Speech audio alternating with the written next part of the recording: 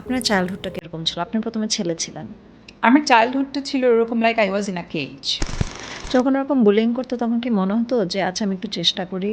I try to be a men. আমি সবসময় চেষ্টা করছি একটু মেয়ে বা একটু কেন পুরুষ হইতে পারতেছি না, একটু ভালো পুরুষ হই, একটু শক্ত পুরুষ হই, একটু চেষ্টা করি, বাট ইটস মানে এটা ওয়ার্কআউটই করে নাই কখন।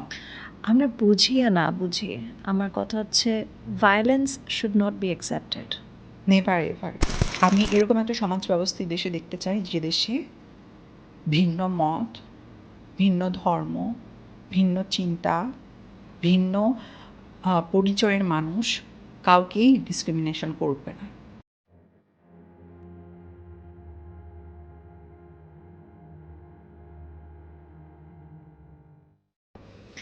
থ্যাংক ইউ সো মাচ হোচিমিন আপা আমার পডকাস্টে আসার জন্য। খুব ভালো লাগছে। কেমন আছেন? হ্যাঁ, আমি ভালো আছি। আপনাকেও অসংখ্য ধন্যবাদ আমাকে ডাকবার জন্য। Thank you. আমাকে তুমি করে বলতে পারেন। হোচিমিন আপা, আমি আপনার নর্থ সাউথের ইনসিডেন্ট থেকে শুরু করি। নর্থ সাউথে আপনার গত বছর যে একটা টক দেওয়ার কথা ছিল একটা উইমেন্স ক্যারিয়ার ফেয়ারে, ওখানে প্রচুর মুভমেন্ট শুরু হয়ে যায় আর অথরিটিস তারপর আপনার প্রোগ্রামটা ক্যান্সেল করে দেয়। এরপরে কোনো ডেভেলপমেন্ট হয়েছে আমাদের এডুকেশনাল সিস্টেমে? In inclusivity, in creativity, universities stand for inclusivity.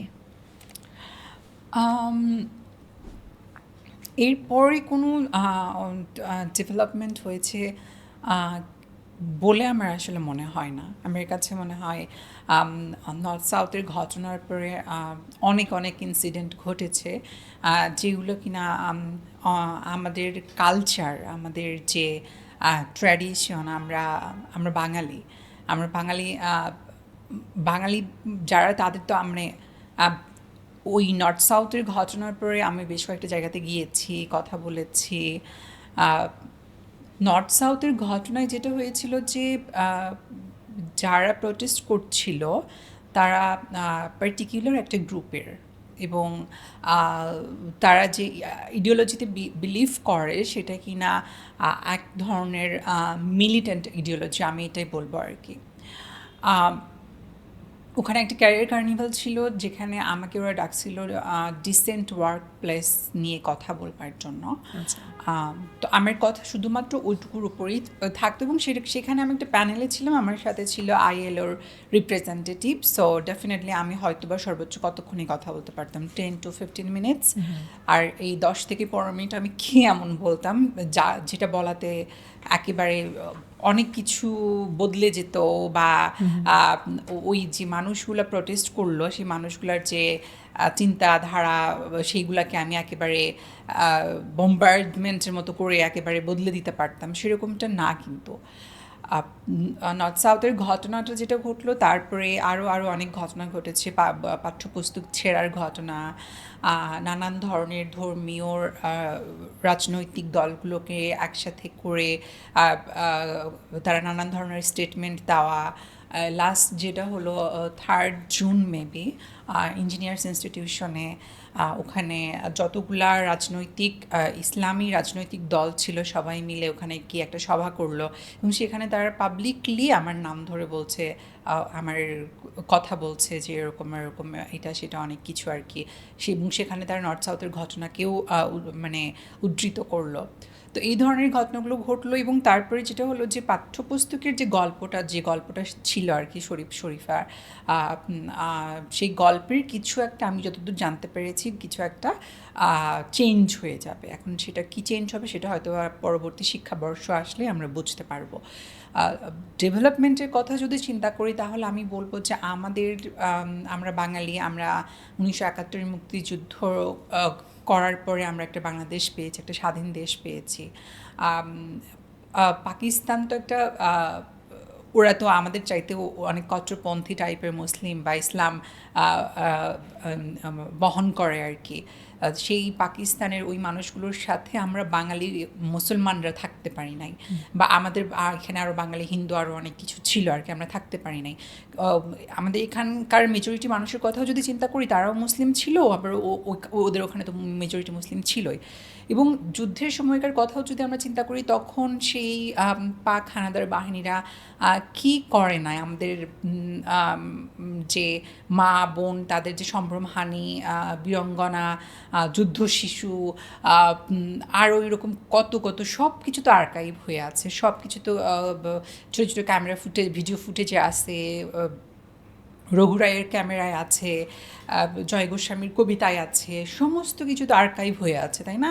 এবং আমরা সব কিছুই জানি। তাহলে মুসলিম হয়ে বা পাকিস্তানি মুসলিমরা বাঙালি মুসলিমের উপর এরকম অত্যাচার করলো।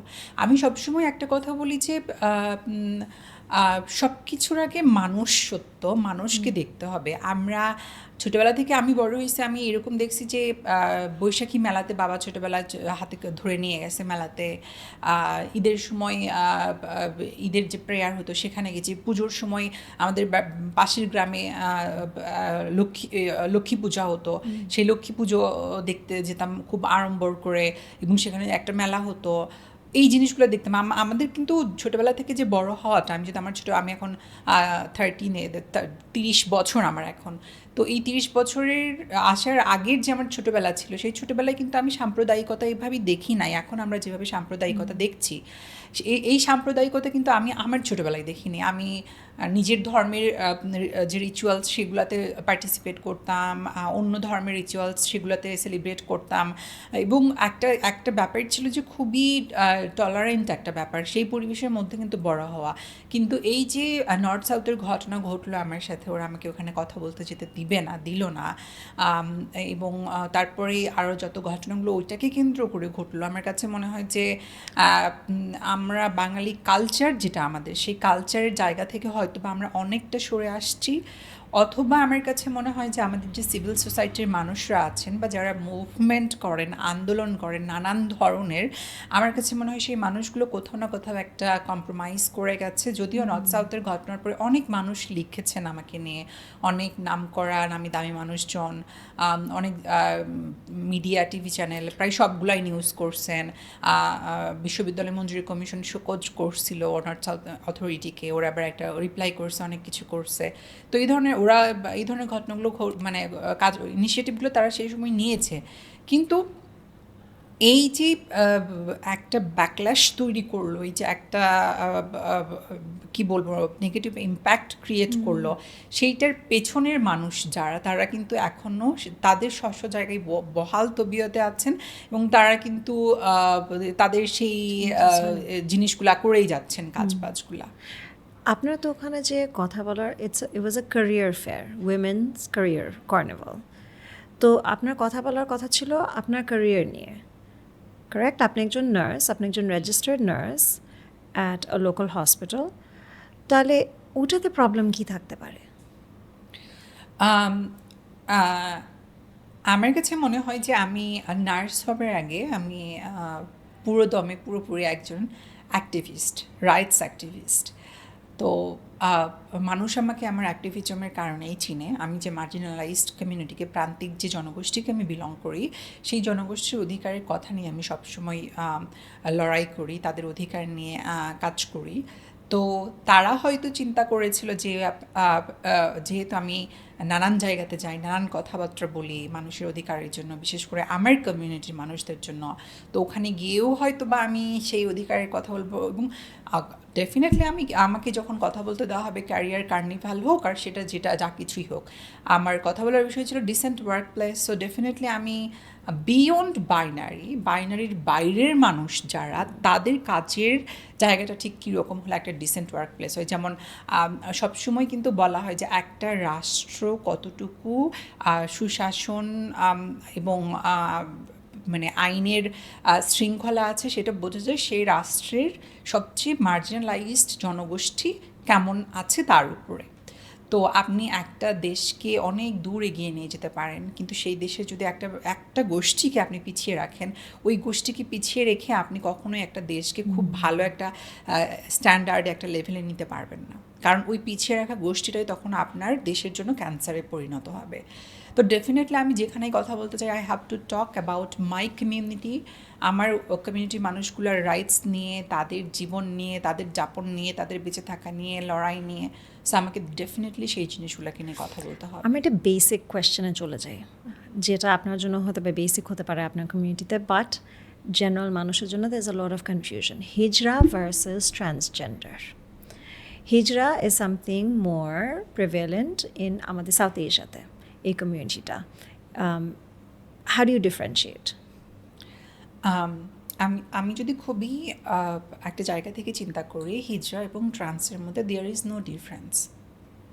এখানে কোনো ডিফারেন্স নাই। তাহলে the only difference is cultural difference.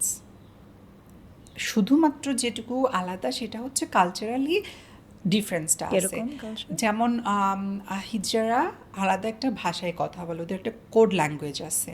যেমন ধরেন আমরা বলি না খুব সুন্দর, ওরা কিন্তু বলবে খুব সুন্দর বলে, ওরা বলে চিস্যা। তারপরে আমরা প্রেমিক বলি, ওদের প্রেমিক শব্দটা ওদের ভাষায় হচ্ছে পারিক। তো ওদের কিন্তু কমপ্লিটলি একটা আলাদা কোড ল্যাঙ্গুয়েজ আছে। আপনি দেখবেন ওরা আলাদা রকম করে সাজগোজ করে, ওরা নিজেরা ছন্দ বানায়, সেই ছন্দে ওরা নিজেরা সুর বসায়, এবং ওরা সেই সুর বসায় ছন্দ নিয়ে ঢোল করে। মানে যখন হাট হয় গ্রামে গঞ্জে বা শহরের ভেতরে, যখন হাটের দিন পড়ে, বাজারে ওরা গিয়ে কিন্তু ঢোল করে সেখান থেকে ওরা টাকা উঠায় বা শাকসবজি ওগুলো উঠায়। বিয়ে বাড়িতে ওরা নাচ গান করে। তো ওদের কিন্তু কমপ্লিটলি একটা ডিফারেন্ট কালচার আছে, একটা ডিফারেন্ট লাইক কালচারালি ওরা রিচ, ওদের ওই পুরো ব্যাপারটা। আর ট্রান্সজেন্ডার ব্যাপারটা যেটা, সেটা হচ্ছে ট্রান্সজেন্ডার যারা তারা they don't have other code language. ওরা অ্যাজ ইউজুয়াল যেটা সেই জায়গাটাতেই কথা বলতেছে, সেই ভাষাতেই কথা বলতেছে, এবং ওদের সাজগোজও দেখবেন আপনি খুব মানে সমাজে আর যে মানুষগুলো আছে তাদের মতোই আর কি। এবং আরেকটা ব্যাপার যেটা, হিজড়াদের মধ্যে গুরু প্রথা আছে, তারপরে ডেরা আছে, হিজড়া গুরুদের ডেরা, তার আন্ডারে অনেকগুলো চালা থাকে, এরকম করে করে। সো আবার ট্রান্সজেন্ডারদের মধ্যে কিন্তু এরকম ডেরা বা গুরু প্রথা এই জিনিসগুলো নাই। তো আমি যদি মোটা দাগে খুব ভালো করে বলতে চাই, there is no differences between hijra and transgender, the only differences is cultural difference. So বাইরে থেকে মানুষ কি কখনো হিজড়া কমিউনিটিতে এন্টার করতে পারে? কারণ ওদের ল্যাঙ্গুয়েজই আলাদা, ওদের কালচার আলাদা। ইয়া, আমার মনে আছে আমি আজ থেকে বেশ কয়েক বছর আগে ভারতে একটা ওয়ার্কশপে ছিলাম। সেখানে Jindal global school of law থেকে একজন প্রফেসর আসছিলেন। উনি আইন ল অনেক কিছু নিয়ে অনেক কাজ করেন আর কি। ওনাকে তখন আমি জিজ্ঞেস করছিলাম, উনি পার্ট অফ আওয়ার কমিউনিটি। তখন উনি আমাকে একটা কথা বলছিল যে ইফ এনিওয়ান, যদি কেউ ওই ট্র্যাডিশন ওই কালচারকে ধারণ করতে পারে, he, she or they can be part of hijra community. So কেউ যদি সেই ট্র্যাডিশন, সেই কালচার, সেই জিনিসগুলোকে ধারণ করতে পারে, যে কেউই হতে পারে সেই কমিউনিটির পার্ট আর কি, ওইটার। একটা রেগুলার ট্রান্সজেন্ডার কি চাবে হিজড়া কমিউনিটিতে এন্টার করতে? দেখেন, মানুষ সবসময় স্বাধীনতা চায়, ফ্রিডম চায়। সো কেউ চায় না যে একটা জায়গাতে বন্ধ হয়ে থাকতে। কিন্তু যখনই আপনি এই গুরু প্রথার কথা চিন্তা করবেন, যখনই আপনি এই ডেরার কথা চিন্তা করবেন, ইটস ভেরি সিমিলার। আমি কাউকে ডিমেন্ড করছি না, I have a respect for everyone. আমি কলকাতায় সোনাগাছিতেও গেছি, আমি সোনাগাছির অলিতে গলিতে হেঁটে হেঁটে ঘুরে ঘুরে দেখে আসছি আমি। তো ব্রথেলে যেরকম যেমন সেক্স ওয়ার্কার নারী যারা থাকে, ওদেরও কিন্তু এরকম পরম্পরা থাকে যে একজনের আন্ডারে বেশ কিছু মেয়ে কাজ করে, তারপরে সেখানে একটা ডেরা থাকে বা এরকম এরকম করে। সো এই হিজড়া মানুষ যারা, তাদের যে ডেরা বা তাদের যে গুরু প্রথা, it's very similar to the sex workers, নারী যারা তাদের সাথে আর কি। তো এই যে ধরেন ট্রান্স মানুষরা খুব স্বাভাবিকভাবে হিজড়া প্রথায় আসতে চাইবে কি না, সবাই অ্যাকচুয়ালি ফ্রিডম চায়। সো কেউ যদি স্বাধীনভাবে তার কাজের মধ্য দিয়ে, কাজকর্মের মধ্য দিয়ে যদি বাঁচতে পারে, সে কখনোই ওই পরাধীনতার আন্ডারে যাবে না। বাট হ্যাঁ, আমার জানা এরকম অনেকগুলা কেস আছে, অনেকগুলো মানুষ আছে যারা you know that being trans is very difficult in this country. আমার তো মনে হয় যখন একটা মানুষ নিজেকে ট্রান্সজেন্ডার বলতেছে সেটা বলার জন্যই তাকে বিশাল বড় একটা পুরস্কার দেওয়া উচিত, বাকি সব কিছু আরও অনেক পরে। যে তো আমি বলবো যে এরকম অনেক কেস আমি দেখছি যে যারা ট্রান্সজেন্ডার আইডেন্টিফাই করে নিজেকে, কিন্তু after having education they are not getting a employment, ওরা চাকরি পাচ্ছে না, কাজ পাচ্ছে না, কিছু করতে পারছে না, বাধ্য হয়ে তখন তারা হিজড়া প্রথায় চলে গেছে। বিকজ পিঠ যখন দেয়ালে ঠেকে যায় তখন তো কিছু করার থাকে না, সো দে হ্যাভ টু ইট, ওদের খেতে হবে, বাঁচতে হবে, চলতে হবে। সো তখন বাধ্য হয়ে অনেক এরকম হিজড়া প্রথায় চলে গেছে, ওই গুরু পরম্পরায় চলে গেছে, তারপরে সেখানে গিয়ে তারা থাকতেছে বা চাঁদা তুলতেছে বা নাচতেছে বা এরকম কিছু করতেছে। আপনার কেসে কি আপনার কিছু কিছু প্রিভিলেজেস ছিল যার জন্য ওটা করতে হয়নি? হ্যাঁ, ডেফিনেটলি আমি এটা অ্যাকসেপ্ট করি এবং আমি এটা বলতেও চাই। আমার হয়তো এই প্রিভিলেজটা ছিল, যে প্রিভিলেজটা থাকবার কারণে আমি পড়াশোনাটা করতে পারছি। আমার যদি ওই প্রিভিলেজটা না থাকতো তাহলে হয়তো বা আমিও আজকে কোথাও না কোথাও কোনো একটা হিজড়া গ্রুপ ডেরাতে থাকতাম, বা ওই প্রথায় চলে যেতাম, ওই কালচারালি ওটার সাথে নিজেকে অ্যাডাপ্ট করে ফেলতাম। এবং এই যে ধরেন হিজড়া এবং ট্রান্স, যারা নিজেদেরকে ট্রান্স আইডেন্টিফাই করে এবং হিজড়া, এই দুটোর মধ্যেও কিন্তু একটা আমার কাছে মনে হয় কোথাও না কোথাও একটা ওই হায়ারার্কি বা একটা কাস্টের একটা কিছু একটা থাকে। তো আমি আই ডোন্ট, মানে আমি ওটা ফিলও করতে চাই না নিজেকে কাস্ট ওইগুলো চিন্তা করে। বাট ইউ নো দ্যাট কিছু কিছু শব্দ আছে যে শব্দগুলোই by chance or any how আপনাকে একটা প্রিভিলেজ দিয়ে দেবে, রাইট? সো আমার কাছে মনে হয় যে হ্যাঁ, আমি বেশ কিছু জায়গাতে অনেক প্রিভিলেজ ছিলাম, আমাকে অনেক লড়াই করতে হয়েছে, ফাইট করতে হয়েছে। বাট আমি প্রিভিলেজ ছিলাম আমার ওই হিজড়া আপাদের তুলনায় আমি প্রিভিলেজ ছিলাম। তাদের সাথে যদি আমাকে চিন্তা করা হয় তখন আমি বলবো ডেফিনেটলি আমি প্রিভিলেজ ছিলাম। Exactly, I am guessing it's the same. But আপনি ওদের সাথে কম্পেয়ার করলে প্রিভিলেজ ছিলেন, বাট আই এম থিঙ্কিং যে আপনার অনেক সময় অনেক জায়গায় ট্রাস্ট ইস্যুস ছিল, ইউ আর অস্ট্রাসাইজড, আপনাকে অনেক কিছুতে ইনক্লুড করা হয়নি। তো এগুলো সাফার করতে করতে কি এরকম হয়ে গেছে যে এখন মাঝে সাঝে আপনার রেপুটেশনটা, ওর মানুষ আপনাকে যেভাবে করে দেখে আপনাকে একটু অ্যারোগেন্ট ভাবে, আপনার কমিউনিটিতেও ভাবে আপনি একটু এলিটিস্ট, আবার বাইরের যারা নন বাইনারি ইয়েতে আছে, ওয়ার্ল্ডে আছে, ওরা ভাবে যে you know she is all about activism, ওর ল্যাঙ্গুয়েজটা আমরা বুঝি না। সো এই অ্যারোগেন্সটা কি মনে হয় ওখান থেকে আসে? এটা কি কনসিয়াস, আর এর স্টোরিটা কি, what is it behind it?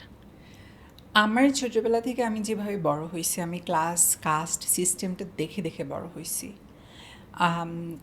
এবং আপনি চিন্তা করতে পারবেন না একটা মানুষ বড় হচ্ছে, আমার স্মৃতির যতটুকু গভীরে আমি ঢুকতে পারি, ঠিক তখন থেকেই তো আমি একটা আইডেন্টিটি ক্রাইসিসে ভুগতাম। I got a body like a man, but from my inside it was not like a main.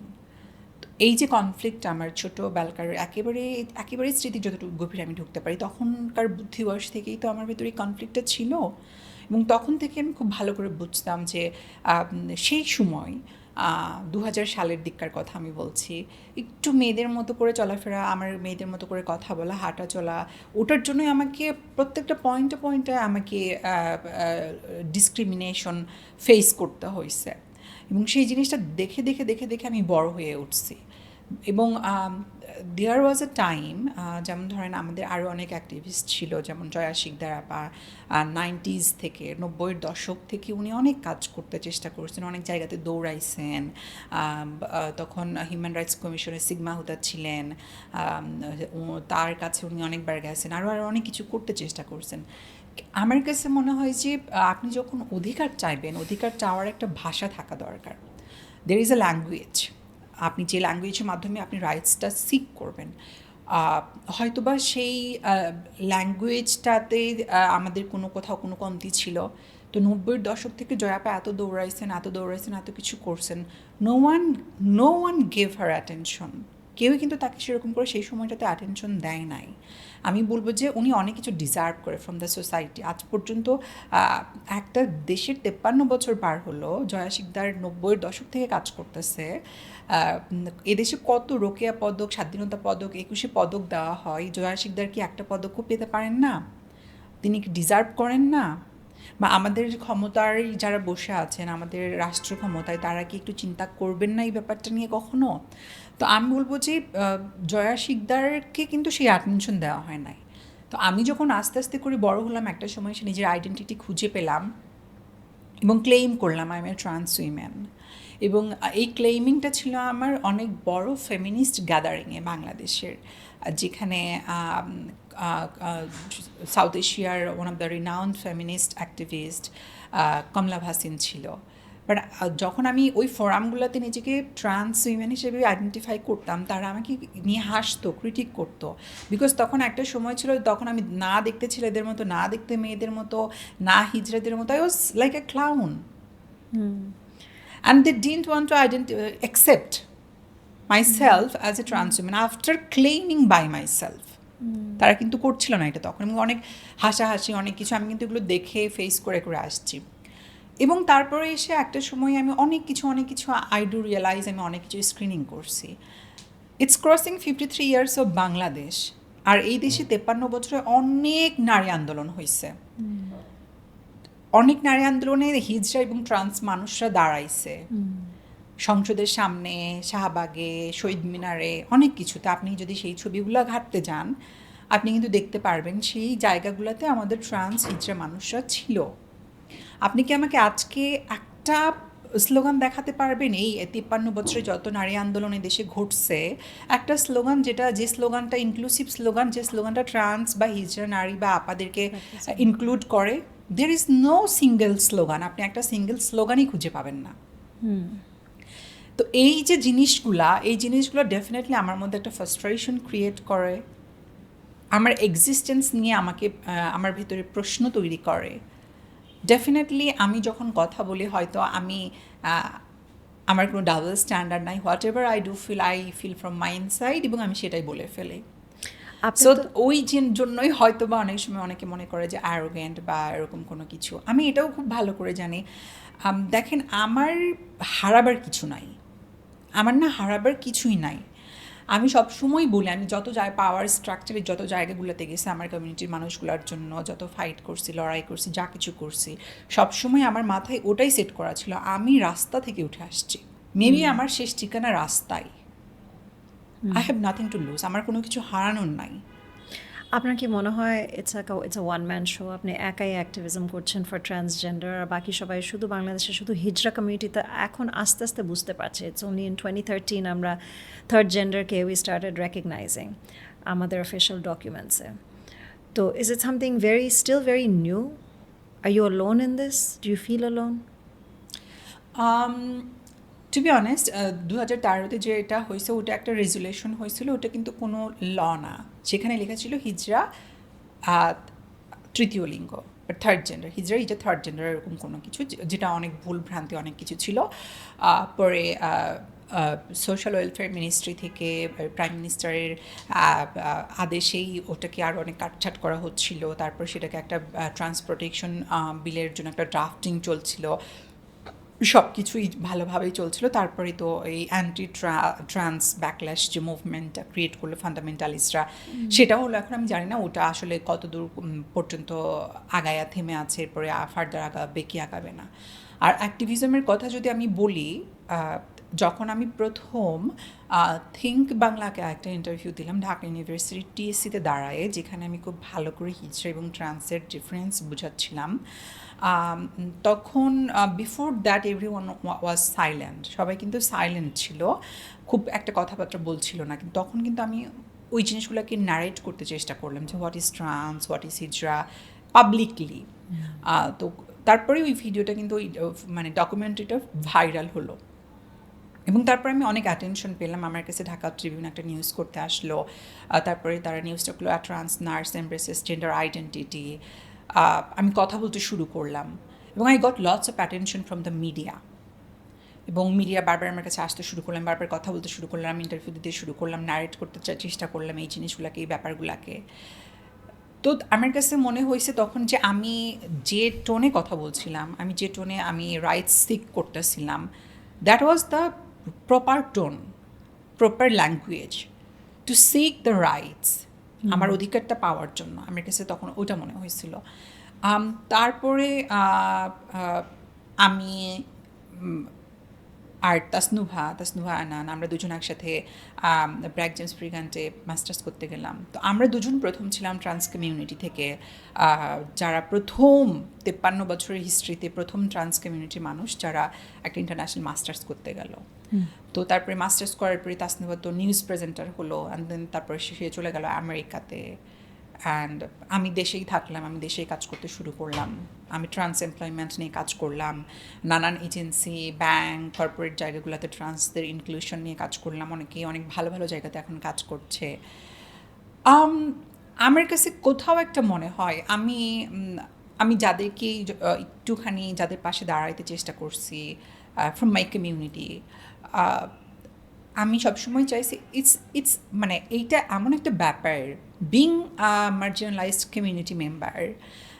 আপনি একটা ভালো জব পেয়ে গেলেন, একটা কর্পোরেট জায়গাতে কাজ করতেছেন, আপনি ইন্টারন্যাশনাল এজেন্সিতে কাজ করতেছেন, আপনি ভালো স্যালারি পাচ্ছেন, ভালো কাপড় পরতেছেন, ভালো খাচ্ছেন, ভালো বাসায় এসে ঘুমোচ্ছেন, that doesn't means your fight is end. এটা কিন্তু যুদ্ধটাকে বন্ধ করে না। But somehow I do feel many of our community members who are empowered today, who are working different kind of agencies, corporate organizations, or banking sector, or whatever it is. তারা হয়তো they are very happy with their job, they are very happy with their lifestyle. সব কিছু নিয়ে তারা হয়তো ভীষণ happy, so they don't want to talk about the rights. What about the gay community in the very elite group? আজকাল অনেক parties দেখা যায়, সাভারে হচ্ছে, পেপারে আসছে। দেখেন, আমি সবসময় একটা কথা বলি, being trans, my visibility is my vulnerability. আমি যখন নিজেকে ট্রান্স আইডেন্টিফাই করছি, এরকম একটা দিন ছিল আমার সব কিছু ছিল। আমি জাস্ট নিজেকে বললাম আমি ট্রান্স, রাতে ঘুমাই গেলাম, ঘুম থেকে ওঠার পর সকালে I lost my friends, family, relatives, colleagues, everyone. Even the people যাদেরকে আমি ডেট করছি আগে, দে অলসো, ওরাও আমার সাথে কমিউনিকেট করা বন্ধ করে দিল, because I said my self as a trans women. So আমি একটা কথা বলবো যে যখন আপনি নিজেকে বলতেছেন ট্রান্স উইমেন, যে মুহূর্তে আপনি বলতেছেন সেই মুহূর্তে আপনি অনেক কিছু হারিয়ে ফেললেন। আপনি যে পোশাক পরে রাস্তা দিয়ে হাঁটবেন, রাস্তাটা আপনার জন্য সহজ না। আপনি যে কাজে যাচ্ছেন সেই কাজটা আপনার জন্য সহজ না। Like the whole thing is part of your fight. But being cis gay man, being cis lesbian women, they don't have any problem to get the education, to get the job, to be in the family, to live with the society. এটা কেন? They just have problem only with their sexuality. তাদের প্রবলেমটা শুধুমাত্র তাদের সেক্সুয়ালিটিকে নিয়ে। আমি কাউকেই disrespect করতেছি না, ডিসক্রিমিনেট করতেছি না, বাট আমার কাছে মনে হয় যে একটা বিং সিস গে ম্যান, একটা বিং সিস লেসবিয়ান উইমেন, ওরা তো স্কুলে যেতে পারে, ওরা পড়তে পারে, ওরা চাকরি পেতে পারে, ওরা ফ্যামিলিতে থাকতে পারে, ওরা সব কিছু লুকায় সব কিছু করতে পারে। তো যখন একটা কেউ একজন নিজেকে ট্রান্স ম্যান বা ট্রান্স উইমেন বলতেছে, মানে একটা মেয়ে নিজেকে বলতেছে ও ট্রান্স ম্যান, মানে ছেলে, একটা ছেলে বলতেছে ট্রান্স উইমেন ও মেয়ে, সেই মুহূর্তে তোর সব জায়গা বন্ধ হয়ে গেল। না ও এডুকেশন পাচ্ছে, না ও চাকরি পাচ্ছে, কাজ পাচ্ছে, না এ দেশের ল ওর পক্ষে আছে। Identity crisis, everything is on for the trans people. এই কনসেপ্টটা LGBTQ, এটা তো একটা ওয়েস্টার্ন একটা কনসেপ্ট যেটা ডেভেলপ করছে ওভার টাইম। সো এটাকে এখন ওয়েস্টার্ন ওয়ার্ল্ডে চাচ্ছে একটু ডিকলোনাইজ করতে, যেরকম বাংলাদেশে it's a whole different scene. It has the whole hijra community and then now trans. So আমাদের ডেভেলপমেন্টটা তো it's developing very differently. Would you agree? দেখেন, আমার কাছে মনে হয় যে maybe the term and the name it comes from the western world, but এই LGBTIQ যেটাই বলেন, it was part of our history. এটা কিন্তু আমাদের মানে ইতিহাসের অংশ। আপনি যদি সেই মুঘল সাম্রাজ্যের কথা চিন্তা করেন, আবার যদি আপনি সেই মুসলিম রাষ্ট্রগুলোর কথা চিন্তা করেন, Turkish empire and all the middle east, সমস্ত কিছু, এগুলো তো এখনও হিস্ট্রিতে আছে যে এই ধরনের মানুষগুলা হেরেমে থাকতো, হিস্ট্রির পার্ট ছিল মুঘল সাম্রাজ্যে। এই কোনো কিছুই কিন্তু নতুন করে আমদানি করা না, সব কিছুই কিন্তু it was part of our history. But somehow একটা সময় এসে হয়তো বা কলোনাইজেশন বলেন বা কোনো কিছুর বলেন, তখন হয়তো বা like the section 377, where it comes from the British, and এটা তো তারা তাদের দেশে কত বছর আগে উঠাই ফেলছে। But if I'm not wrong, Section 377 is more around the sexual activity, not to do with your rights or freedom of speech.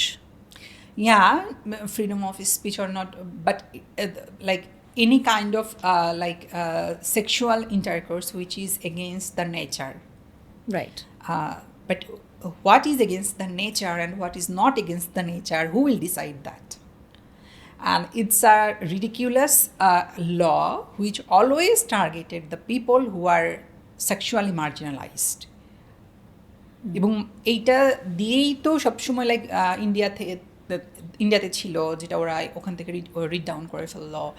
So I think দো আমাদের দেশে এটা এখনও ইউজ হয় না, কোথাও ইউজ হয়নি, পুলিশ নিতে চায় না সেকশন 377-এর। মাদ্রাসায় অনেক বাচ্চারা এরকম যখন এই তাদের হুজুর বা কারো দ্বারা যখন এরকম বলাৎকারের শিকার হয়েছে বা এরকম কিছু হয়েছে, সো অনেক সময় এরকম অনেক কেস তো আসছে, গার্জিয়ানরা চাইছে যে মামলা করতে, বাট মামলাটা হবে সেকশন 377-এ, বাট পুলিশ বলে যে না, আপনারা অন্য সেকশনে চলে যান, এটা নিয়ে না করাই বেটার বা এরকম কোনো কিছু। So that's the thing actually. আমরা একটু let's go back a little. আপনার চাইল্ডহুডটা কীরকম ছিল? আপনি প্রথমে ছেলে ছিলেন, ছেলেদের মতো কাপড় চোপড় পরতেন, ছেলেদের সাথে উঠা বসা করতেন, আপনার গার্লফ্রেন্ডও ছিল, অ্যান্ড সো ওখান থেকে যে ট্রান্সফরমেশনটা বা ওই সময়গুলোতে কীরকম লাগতো? আমার কোনো গার্লফ্রেন্ড ছিল না, আমার ফ্রেন্ড ছিল। Like girlfriend means we are like very good friends, আমরা খুব ভালো বন্ধু ছিলাম। আচ্ছা। আমার চাইল্ডহুডটা ছিল এরকম like I was in a cage, আমি একটা খাঁচার মধ্যে বন্দি ছিলাম। ছোটোবেলা থেকেই আমি কখনোই চাইতাম না যে ছেলেদের মতো পোশাক পরতে বা ছেলেদের মতো করে থাকতে চলতে, এরকম কোনো কিছু করতে। Always I wanted to be women, বা একটা মেয়ে বাচ্চা যেভাবে বড় হতো, আমি আমার বোনের সাথে পুতুল, হাঁড়ি পাতিল, রান্নাবাড়ি এগুলো খেলতাম। ইউ নো দ্যাট আমাদের দেশে, আমাদের সোসাইটিতে যেটা হয় যে মেয়েদের জন্য এই খেলা, ছেলেদের জন্য এই খেলা। তো I was very motivated by ওই খেলাগুলোর উপরে, যে খেলাগুলো মেয়েরা খেলতো, তো ওইটাই ছিল। বাট আমার কাছে মনে হইতো যে আমি when I came out as like trans women, তারপরে যখন আমি প্রথমে তো আমি সোশ্যালি ট্রান্সফর্ম করলাম পোশাক আশাক মানে বদলের মধ্য দিয়ে আর কি। সো দেন তারপর I gone through medical transition actually. তো আমার কাছে মনে হইতো যে আমার যে ছোটোবেলা যেটা ছিল সেটা একটা বিভৎস ছোটোবেলা ছিল। আমার এত বুলিংয়ের শিকার হতে হয়েছে। লাইক আমি যখন বাড়ি থেকে বেরোই স্কুলে যেতাম, পুরো রাস্তাটা আমাকে বুলিং করতো। ইউনো গ্রামে ছিল না শহরে? হ্যাঁ, গ্রামে ছিল। সো মাই গা, তারপরে এটা সেটা আরও অনেক কিছু, কত মানে গ্রামের যে ভাষাগুলো ওগুলো বলা হতো আর কি। এবং আমার কাছে খুব বিভীষিকা হয়েছিল, এবং আমি এত কমপ্লেন করতাম আমার বাড়িতে এসে বাবাকে বা টিচার্সদের কাছে, একসময় এসে তারাও আর কমপ্লেন শুনতে চাইতো না। সো একটা সময় এসে আমার তো মনে হয়েছিল যে দিস ইজ মাই প্রবলেম, এটা আর কারোর প্রবলেমই না। যখন এরকম বুলিং করতো তখন কি মনে হতো যে আচ্ছা আমি একটু চেষ্টা করি? হ্যাঁ, ছেলেদের মতো। হ্যাঁ, আমার তো মনেই হইতো যে আমি একটু চেষ্টা করি। I try to be a men, আমি সবসময় চেষ্টা করছি একটু মেয়ে, একটু কেন পুরুষ হইতে পারতেছি না, একটু ভালো পুরুষ হই, একটু শক্ত পুরুষ হই, একটু চেষ্টা করি। বাট ইটস মানে এটা ওয়ার্কআউটই করে নাই কখন। How did you transform? আমি যখন ঢাকায় আসলাম 2018-তে, তারপর আমি সোশ্যালি আই ট্রান্সফর্মড মাইসেলফ।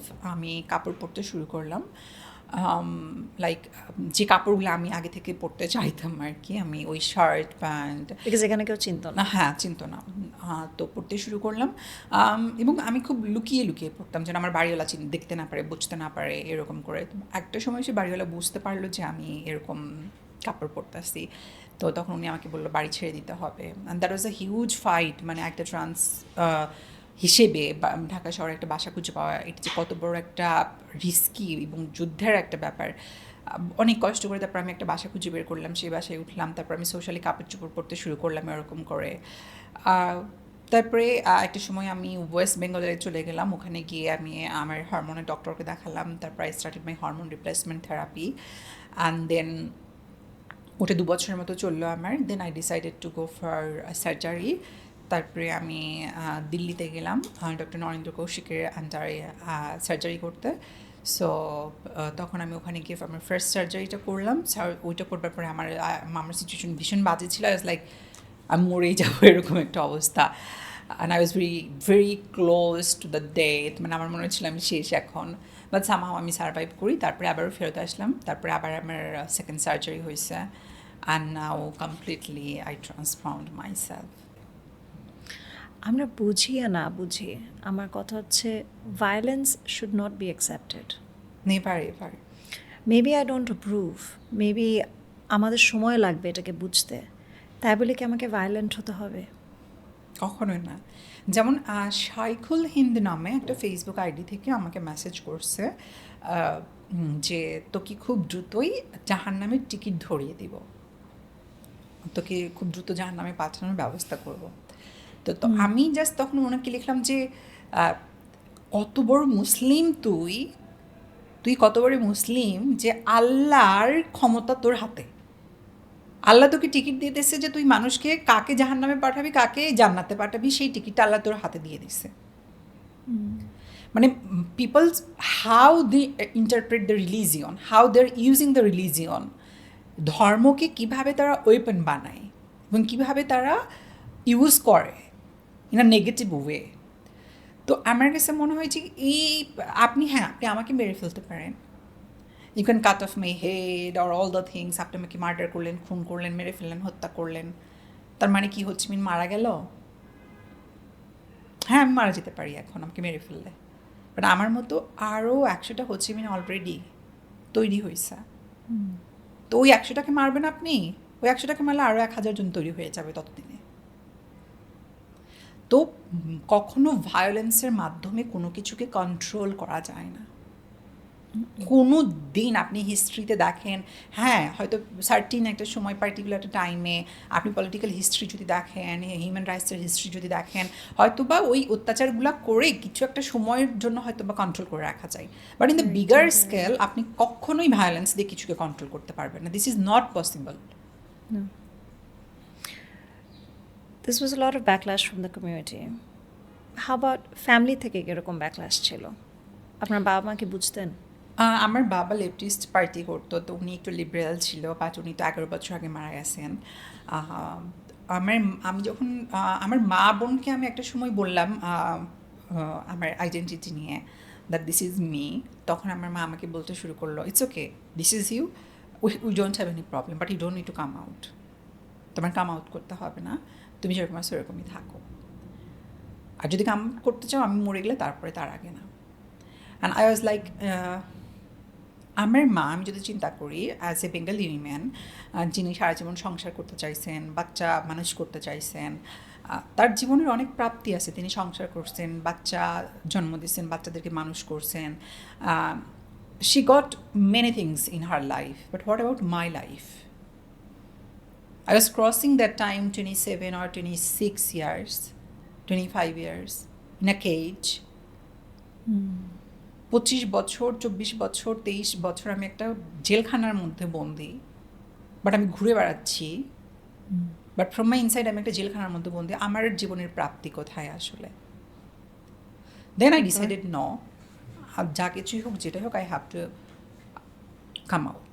আর যখন আমি কাম আউট করলাম তখন দেয়ার ওয়াজ আ টাইম আমার মা বোন আমাকে ডিজন করে দিল। লম্বা একটা কাম আউট করা মানেটা কি করলেন? হ্যাঁ, কি করলেন? লাইক আমি, ওরা তো জানতো, বাট আমি যখন পাবলিকলি কথা বলতে শুরু করলাম about my identity and all the things in front of the media, so তখন ওরা আমাকে বললো যে নো। প্রথমে কি মিডিয়া ছিল নাকি প্রথমে জাস্ট ফ্রেন্ডস অ্যান্ড ফ্যামিলি ছিল? ডেফিনেটলি ফ্রেন্ডস অ্যান্ড ফ্যামিলির মধ্যেই ছিল, বাট সেগুলো তো অত অফিসিয়ালি না বা অত মানুষের মধ্যে না। বাট ধরেন কাজে যাচ্ছিলেন, প্রথম কি ছেলে কাপড় চোপড় পরে কাজে যেতেন? হ্যাঁ, তারপর ছেলে কাপড় এটাও দেখেন, আমি কিন্তু ছেলে কাপড় চোপড় পরে আমি স্কয়ার হসপিটালে যখন জয়েন করলাম, আমার ফার্স্ট জয়েনিং ছিল ইমার্জেন্সিতে। তো ওখানে জয়েন করলাম, কিন্তু ছেলেদের মতো পোশাক পরে গেছি, ছেলেদের মতো পোশাক পরে কাজ করতেছি, বাট ওখানে আমার আন্ডারে যে কাজ করতো সে এসে কিন্তু আমার ব্যাটাকে পাঞ্চ করে গেল, খামচি দিয়ে গেল, চিমটি দিয়ে গেল, বাট মানে এবং আমি কিছুই বলতে পারলাম না, আমি কোনো প্রোটেস্ট করতে পারলাম না। কেন প্রোটেস্ট করতে পারলাম না? বিকজ আমি যদি প্রোটেস্ট করতে চাই, কথা বলতে চাই, বলবে যে তোমারই problem, why you are walking like this, why you are talking like this. I was just like shocked. এবং বানিয়ে বলছো এটা? হ্যাঁ, 2 মাস আমি ওখানে ছিলাম, তারপরে খুবই প্রবলেম হচ্ছিল, and I complain to the authority. তারপরে ওরা আমাকে সরায়া কার্ডিয়াক আইসিউতে নিয়ে গেল। ওখানে there was one person, her name is Mary was the manager of the cardiac ICU. অনেক ভালো মানুষ, এবং ওরকম মানুষ আমি আমার জীবনে খুব কম পাইছি, যিনি আমাকে হাতে ধরে ধরে কাজ শেখাইছেন। বিদেশি না দেশি, এবং who gave me the space, উনি আমাকে স্পেস দিচ্ছেন। এবং আমি যখন ওনার কাছে শেয়ার করতে গেছি একটা লম্বা সময় পরে, তখন আমি বলার আগে উনি আমাকে বলছেন, Hochemin, you don't need to say anything to me, I already knew who you are, I don't have any problem and we don't have any problem about you. আমি জাস্ট তোমার কাজ দেখবো, তুমি কি কাজ করতেছো এখানে। I don't need to see your identity, I don't need to see your sexuality, I don't need to see your anything. আমি জাস্ট তোমাকে জাজ করবো based on your work here. And I was so blessed that I got Mary in my life. তারপর ওখানে আমি 2 বছর কাজ করছি টানা। করোনার সময় আমি করোনা আইসিউতে ছিলাম। Then I got my scholarship and I joined Bragg Secondary School of Public Health. তারপরে তো আবার কাজে। তারপরে থেকে কি কখন কমফোর্টেবল হলেন এরকম কাপড় চোপড় চেঞ্জ করে, আপনার পুরো অ্যাটায়ার চেঞ্জ করে, লুক চেঞ্জ করে, হাঁটাহাঁটি করা, মানুষজনের সাথে ইন্টারাক্ট করা? আমি যখন স্কয়ারে যখন আমি কাজ করছিলাম, তখন আমি তখন থেকে আস্তে আস্তে করে আমি চেঞ্জ করতে শুরু করি, আমার মাথা চুল বড় রাখতে শুরু করি। তারপরে যতটুকু পারতাম যেরকম করবো, আমি তখন একটা কাজ ট্রাই করতাম যে ইউনিসেক্স টাইপের ক্লথস পরতে, লাইক যে কাপড়গুলো মেয়েরাও পরে ছেলেরাও পরে। সো ইউ নো দ্যাট কিছু কিছু ফতুয়া আছে যেগুলো মেয়েরাও পরে ছেলেরাও পরে, টি শার্ট আছে। সো আমি ওই পোশাকগুলো পরতে চেষ্টা করতাম, ওগুলো আমাকে খুব মানে শান্তি দিত। It's like unisex clothes and all the things আর কি। তারপরে স্কয়ারে যখন আমার ইটা শেষ হয়ে গেল, আমি যখন এমপিএইচ করতে জয়েন করলাম, তখন completely I started wearing clothes like women. What would you recommend young ট্রান্সজেন্ডারদের, বাংলাদেশে যারা হচ্ছে আমি ওদেরকে? প্রচুর মেসেজ পাই, প্রত্যেক দিন প্রচুর মেসেজ পাই আমার সোশ্যাল মিডিয়াতে, অনেক অনেক মেসেজ পাই। এবং সেই সাথে আমি অনেক রিগ্রেটও ফিল করি, আমার খুব খারাপও লাগে এবং নিজের উপরেও খারাপ লাগে যে আমি সবাইকে হেল্প করতে পারি না, সবার জন্য সব কিছু করতে পারি না, রিচ আউট করতে পারি না। বিকজ আমি একলা একটা মানুষ, আর আমি কত মানুষকে হেল্প করতে পারবো বা কী করতে পারবো। অনেকে এরকম আছে যে লেখাপড়া শেষ করছে, অনেকে এরকম আছে যে কাজ করতেছে, অনেকে এরকম আছে যে এরা সবাই under the carpet come out করে নাই, বাট এভরি সিঙ্গেল দেয়ার ওই কেজের মধ্যে থাকা, ওই বন্দি অবস্থায় থাকা, ওরা বের হতে চায়। As much as I can আমি তাদেরকে যেভাবে মানে সাজেস্ট করা উচিত আমি ট্রাই করতে চেষ্টা করি। এবং আমি সবাইকে সবসময় একটা কথাই বলি, education is the most important thing. আমি যদি আজকে লেখাপড়া না শিখতাম, আমি আজকে এখানে আসতে পারতাম না, ইজা চৌধুরীর সামনে বসতেও পারতাম না, আমি আমার এই স্টোরিটা আমি দেশের সামনে বলতেও পারতাম না, তুলে ধরতেও পারতাম না। তো আমি বলবো যে এডুকেশন দ্য ফার্স্ট থিং, যেটা সবাইকে অ্যাচিভ করতে হবে। যেমন অনেকেই ফোন করে টিনেজ, ইন্টার পরে বা অনার্স পড়তেছে, ফ্যামিলিতে থাকবে না, বের হয়ে আসবে, কাম আউট করতে চায়, অনেকে বলে আমি আপনার মতো হতে চাই, এরকম বাঁচতে। বাট আমি সবসময় একটা কথা বলি যে জাস্ট কমপ্লিট ইউর এডুকেশন। লেখাপড়াটা কমপ্লিট করা পর্যন্ত তোমার যা কিছু সহ্য করতে হয় তুমি সহ্য করো, complete your education and then come out and then start your work. Because আমরা এমন একটা দেশে বাস করি, it's very tough for transgender people. আপনার হোপস অ্যান্ড ড্রিমস কি বাংলাদেশে ট্রান্সজেন্ডার রাইটস নিয়ে? কী ধরনের চেঞ্জেস দেখতে চান? আমি যে চেঞ্জেসটা দেখতে চাই সেটা হচ্ছে যে নারী পুরুষ ট্রান্স নির্বিশেষে সকলকে সমান সুযোগ অধিকার দিতে হবে। এটা শুধুমাত্র একটা মার্জিনালাইজড কমিউনিটি মানুষ হিসেবে আমি বলছি না, আমি বাংলাদেশের নাগরিক হিসেবে বলছি। শুধু নাগরিক না, আমি নিজেকে একজন সুনাগরিক দাবি করি। আমার লাইফের শুরু থেকে এখন পর্যন্ত আমি যে কাজগুলো করছি, it's all to serve the public, to serve the people. আমি এরকম একটা সমাজ ব্যবস্থা দেশে দেখতে চাই যে দেশে ভিন্ন মত, ভিন্ন ধর্ম, ভিন্ন চিন্তা, ভিন্ন পরিচয়ের মানুষ কাউকেই ডিসক্রিমিনেশন করবে না। আমি ওইটা দেখতে চাই। ট্রান্স প্রোটেকশন অ্যাক্ট এদেশে পাশ হয়েছে। আমাদের সমাজ কল্যাণমন্ত্রী এখন শ্রদ্ধেয় ডক্টর দীপুমণি। আমি হোপ করতে চাই, আমি বিশ্বাস রাখতে চাই যে এই সমস্ত মিলিটেন্ট ফান্ডামেন্টালিস্টদের চোখ রাঙানির কাছে আমাদের মন্ত্রী মহোদয় হেরে যাবেন না। যে প্রোগ্রেসিভ বাংলাদেশ আমরা মুক্তিযুদ্ধের পর থেকে দেখতে চাইছি, যে ইডিওলজির উপর ভিত্তি করে আমাদের দেশটা স্বাধীন হয়েছে, সেই জিনিসগুলো এই চোখ রাঙানি মৌলবাদীদের কাছে হেরে যাবে না। সো আমি দেখতে চাই ট্রান্স প্রোটেকশন অ্যাক্টটা এদেশে পাশ হয়েছে। এদেশে যত ট্রান্স হিজড়া মানুষ আছে সবাই এদেশের নাগরিক, সবাই রিকগনিশন পাবে, সমস্ত কাজের জায়গা ওপেন হবে, লেখাপড়ার জায়গা ওপেন হবে। Every sector will be inclusive, every one will be treat equally based on equity. So আমার ড্রিম ওটাই যে আমি এটাই দেখতে চাই যে এদেশে এই জিনিসগুলোকে চেঞ্জ করতে হবে। You came out of the closet, তো এটার পরে হিলিং জার্নিটার জন্যে আমরা অ্যাজ আ কমিউনিটি কীভাবে সাপোর্টিভ ছিলাম, কোন এরিয়াগুলো সাপোর্টিভ ছিল, আর কোনগুলো মোর ইম্পর্টেন্টলি ওয়াজ চ্যালেঞ্জিং। মানে এগুলোর তো শেষ নাই। আই অ্যাস্ক বিকজ ফিউচারে যারা করতে চায় ওদের জন্য নেক্সট জেনারেশন কীভাবে প্রিপেয়ার করতে পারে ফর দ্য হিলিং জার্নি। আমার কাছে এটাও মনে হয় যে being part of marginalised community, এই হিলিং প্রসেসটাকে আত্মস্থ করা বা হিলিং প্রসেসের মধ্যে ঢোকা, দিস ইজ অলসো ডিফিকাল্ট। আমি যদি আমার কথা চিন্তা করি, আমি যখন কাম আউট করি তখন আমার অনেক ক্লোজ বন্ধু যারা ছিল, ভালো বন্ধু যারা ছিল, নো ওয়ান ইন্সপায়ার মি, আর নো ওয়ান কেউ অ্যালাউ করে নাই যে আমি কাম আউট করি। সবাই বলছে না না এখন না, থাকো, করতে হবে না। আমার অনেক ক্লোজ মানুষরা, there was only one person from India, আমার দাদা বাপ্পাদিত্য মুখার্জি, যিনি আমাকে শুধুমাত্র সাপোর্ট করছে এবং যিনি আমাকে বলছে it's okay, the way you want to live you can live and I am with you. তো মেবি সামহাও আমি ওই দিকটা দিয়েও প্রিভিলেজ ছিলাম, that I made a person like Bappaditya Mukherjee, যে বাপ্পাদিত্য মুখার্জির মতো একটা মানুষকে আমি আমার লাইফে পাইছিলাম। তো we born in a different country, we born in from different womb, but somehow we are connected with our soul. And আমি সবসময় বলি হি ইজ মাই দাদা মানে যেটা সেটাই, ভাই মানে যেটা সেটাই সে আমার। তো উনি আমার হিলিং প্রসেসের বিশাল বড় একটা পার্ট ছিল। আমি যতবারই ওয়েস্ট বেঙ্গলে গেছি, আমাকে ধরে আমার মেন্টাল হেলথের জন্য সাইকিয়াট্রিস্টের কাছে যাওয়া, কাউন্সিলরের কাছে যাওয়া, ডায়েটিশিয়ানের কাছে যাওয়া, নিজের জীবনটাকে যে একটু টেক কেয়ার করা।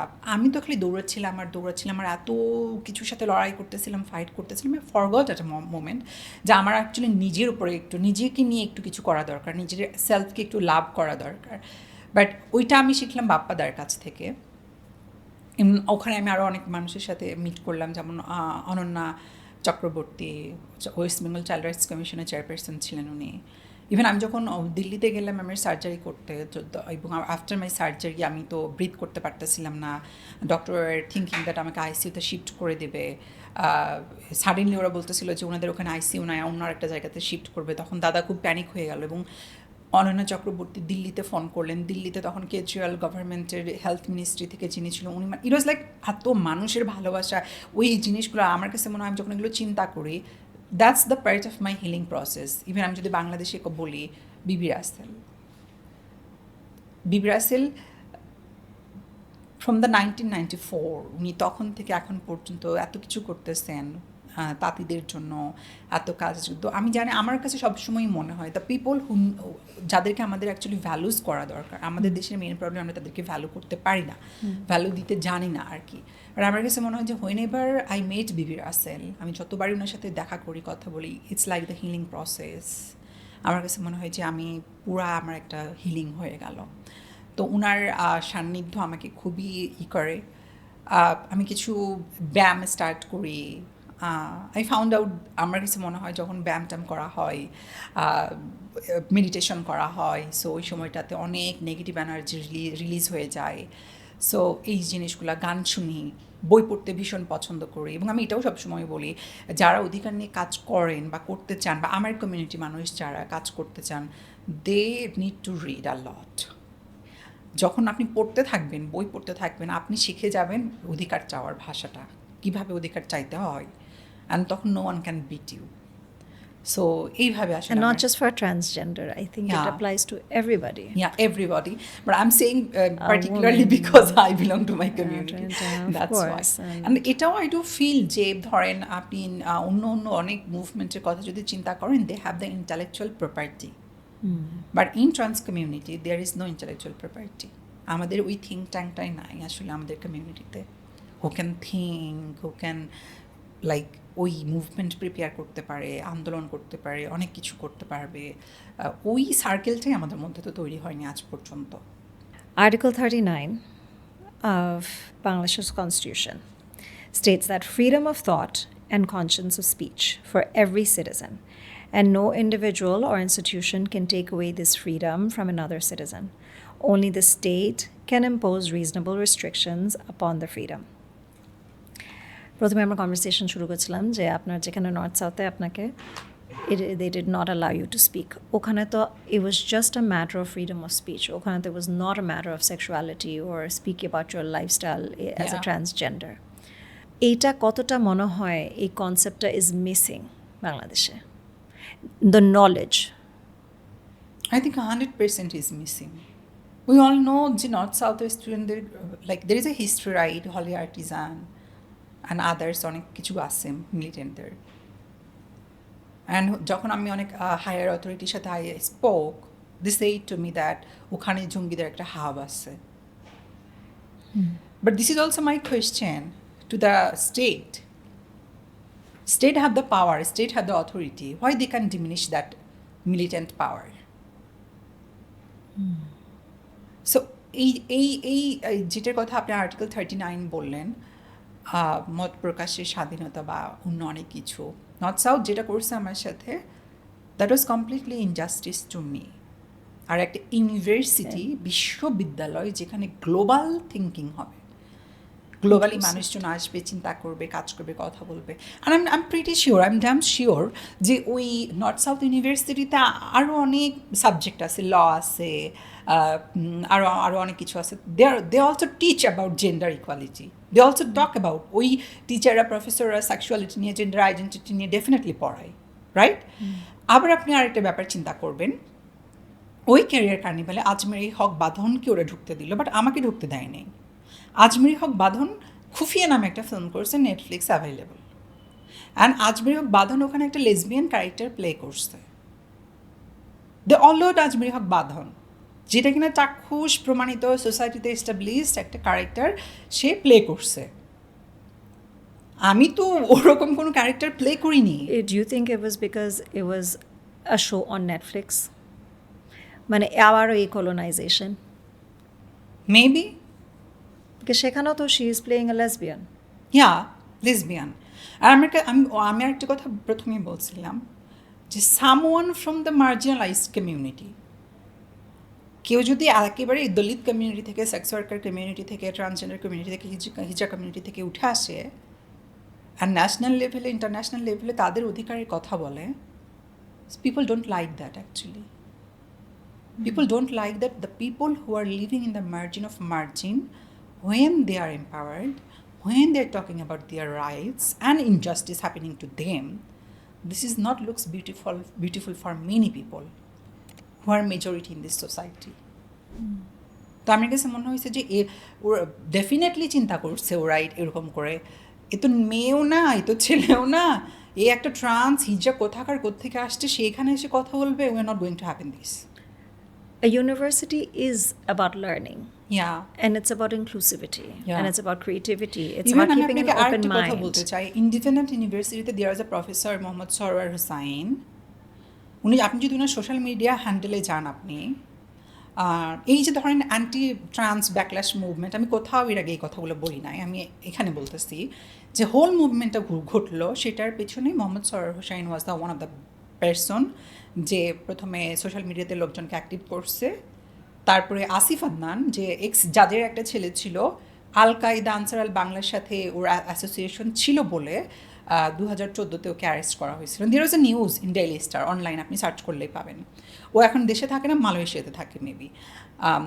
এরা মিলে সোশ্যাল মিডিয়া থেকে আন্দোলনগুলো মানে এইগুলো করে তারপরে বিভিন্ন রিলিজিয়াস আর মানুষদের কাছে পৌঁছালো, তারপরে তারা এই whole anti trans backlash movement করলো।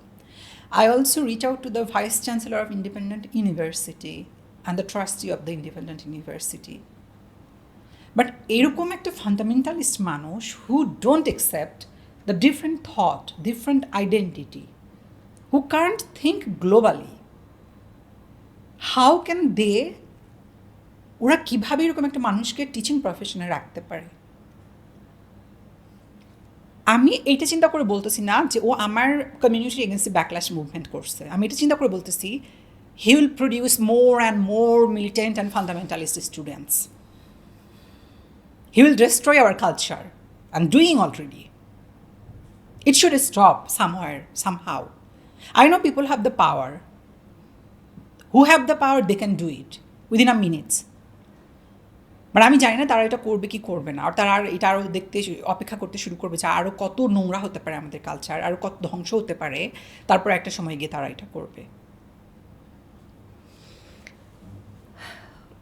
Where is a safe place আমাদের এভাবে কথা বলার? ধরেন আপনি একজন অ্যাক্টিভিস্ট, আপনি অনেক ধরনের হিলিং প্রসেস দিয়ে গেছেন, অ্যান্ড নাও আপনি চাচ্ছেন to have authentic conversations and to authentically help others.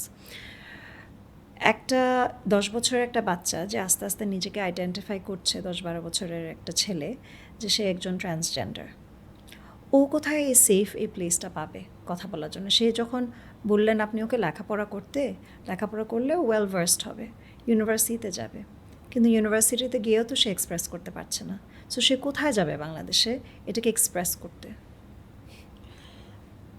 This is a very difficult question and I don't have any answer, to be honest. I don't know any place of this country where a trans people can go and feel safe. আমার কাছে মানে কোথাও মনে হয় না যে এদেশে এরকম কোনো জায়গা আছে যেখানে একটা ট্রান্স মানুষ গিয়ে তার সেফ স্পেস পেতে পারে, করতে পারে। হ্যাঁ, there are few feminist platform maybe they are giving the space, but you know ওই জায়গাগুলোতেও somewhere you have they face something like the hierarchy and all the things. আমার কাছে আসলে এই প্রশ্নের কোনো উত্তর নাই। আমার কাছে মনে হয় যে সেফ স্পেস কোথায় আসলে, লাইক আমি যদি চাইতাম আমি বিদেশে চলে যেতে পারতাম। আমার কাছে এটা মনে হয়েছে living Bangladesh be somewhere in Europe or America is not the ultimate solution. ওখানে গিয়েও আমাকে ডিসক্রিমিনেশন ফেস করতে, because of being Asian, because of being brown, because of being my gender identity and all the things. So আমার কাছে মনে হচ্ছে fight is everywhere. অনেকে বলে আপনি এগুলো করছেন বিদেশ যাওয়ার জন্য। সেটা তো আমি আরও অনেক আগেই চলে যেতে পারতাম। আমার সাথে এত কিছু ঘটলো but still I am here. গিয়েছিলেন আপনি? গিয়েছিলাম, বাট সেটা তো আমি একবারে যাই নাই। I was there for my treatment and then I came back. তো অনেকগুলো অপরচুনিটি ছিল আপনার যে থেকে যাওয়ার, টু সিক ফর অ্যাসাইলাম। দেশে আসলেন, হ্যাঁ। কি দেখতে চান দেশে? As I said, I want to see the Trans Protection Act should be passed here. And state should give the recognition out to all the trans people. What will that look like? একটু ভেঙে বলেন। একটু ভেঙে বলেন, what will the Trans Act look like? আমি দেখতে চাই যে আমি খুব বেশি দূরে যাব না, we are very similar culturally, West Bengal or India. So ওখানে যে ইনিশিয়েটিভগুলো হচ্ছে ট্রান্স মানুষদেরকে নিয়ে, সো আমি ওই ইনিশিয়েটিভগুলোই দেখতে চাই। Trans people have their identity card, they have the access to the educational institutions, employment, political power structure and all the things. যেমন এইবারে ন্যাশনাল ইলেকশনে বেশ কয়েকটা ট্রান্স মানুষ নমিনেশন উঠাইছিল এবং সাম পিপল আর অলসো ফট the election. So And I understand কয়েকজন ইলেক্টেডও হয়েছে, not just elected. লোকাল গভর্নমেন্টে দ্বারা, but not the national parliament Not election. member of parliament. So আমি ওই পাওয়ার স্ট্রাকচারগুলো দেখতে চাই যে এই মানুষগুলা ওই জায়গাগুলোতে পৌঁছাবে, পরিচয় নিয়ে মাথা উঁচু করে চলবে। সো সেই জিনিসটা আমি দেখতে চাই আসলে। আমি অনেক কথা বললাম, বাট আমি এটাও বলতে চাই 5 years ব্যাক যে চেঞ্জ ছিল না, আজকে 5 বছর পরে অনেক চেঞ্জ হয়েছে। হ্যাঁ, অনেক কথাবার্তা অনেক কিছু হচ্ছে। আই থিঙ্ক আমার কাছে অন্যদিক থেকে এটাও মনে হয় যে যখন এই ধরনের অধিকার নিয়ে মানুষ কাজ করবে, কথা বলতে শুরু করবে, এই কনভারসেশন, এই ব্যাকল্যাশ, এই জিনিসগুলো থাকবেই। And freedom is not free, you have to pay to get the freedom. No, never is. Yeah, thank you very much আজকে এত ওপেনলি আমাদের সাথে কথা বলার জন্যে, to come here, give your time, give your energy for speaking up for your community. Thank you. Thank you to you আমাকে ডাকবার জন্য, কথা বলতে সুযোগ দেবার জন্য এখানে। I feel so happy. আমার কাছে মনে হয় যে এই যে আমি এখানে আসলাম, এখানে এসে বসে কথা বলতে পারছি, this is also part of my healing process, to share whatever I feel from my inside, এরকম খুব সুন্দর একটা পরিবেশে। সো আমি এটাই বলবো যে এই পডকাস্টটা এরকম আরও অনেক প্রান্তিক মানুষকে আনবে, তাদের স্টোরি জানবে, দেশকে জানাবে। So that is also one of my hope from this podcast. অনেক ধন্যবাদ আপনাকে।